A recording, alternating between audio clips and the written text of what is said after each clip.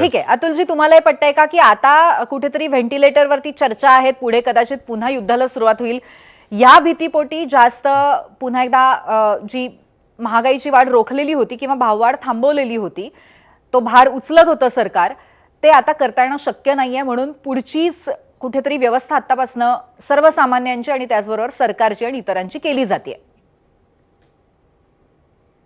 नहीं, ये तो अभी सिर्फ ट्रेलर है, पूरी पिक्चर अभी बाकी आहे. पुष्कळ वाढणार आहे अजून पेट्रोल डिझेलचे भाव जे आहे ते. आणि महत्त्वाची गोष्ट अशी आहे की जेव्हा का आपण डायनामिक सिस्टम अप्रोच केला होता, अडॉप्ट केली होती, त्याचा अर्थ असा होता की जर पेट्रोलचे भाव वाढले तर महागाई जी आहे ती ग्राहकांवर पास ऑन करायची आणि कमी झाले तर मग त्याचा फायदासुद्धा हा ग्राहकांना मिळायला पाहिजे नव्हता.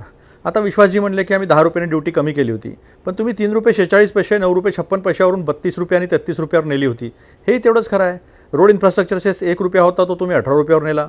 एवढ्यानी पोट भरलं नाही तर 2020 मध्ये जेव्हा $50च्या खाली आलं होतं क्रूड तेल, त्यावेळेस तुम्ही नवीन ॲग्रिकल्चर इन्फ्रास्ट्रक्चर सेस 2 रुपये आणि 4.5 रुपये हा डिझेलवर लावलेला होता. मी तुम्हाला सांगू इच्छितो की 1 एप्रिल 2014 72 रुपये 26 पैसे होतं पेट्रोल आणि 15 मे 2026ला 97 रुपये 77 पैसे झालं. ही वाढ होती 114%ची. डिझेल 90 रुपये डिझेल होतं 55 रुपये 49 पैसे 1 एप्रिल 2014ला, ते 90 रुपये 67 पैसे झालं. त्याच वेळेस क्रूड ऑइलचे भाव मात्र कमी होत होते. आमच्या वेळेस $147 पर्यंत गेले होते, जेव्हा सरकार सोडलं तेव्हा $112 पर्यंत होते. त्यामुळे यांनी 44 लाख करोड रुपये जे आहे ते काढले होते. ऑइल बॉन्डचा हा समोर करतात 1,31,000 करोडचे ऑइल बॉन्ड होते. पूर्ण इंटरेस्ट मिळून 1,90,000 कोटीचे होते. 43 लाख कोटीमधनं काढल्यानंतर यांना त्याचंही काही सांगायला तोड नाही. महत्त्वाची गोष्ट आहे 2014 नंतर मेक इन इंडिया फेल.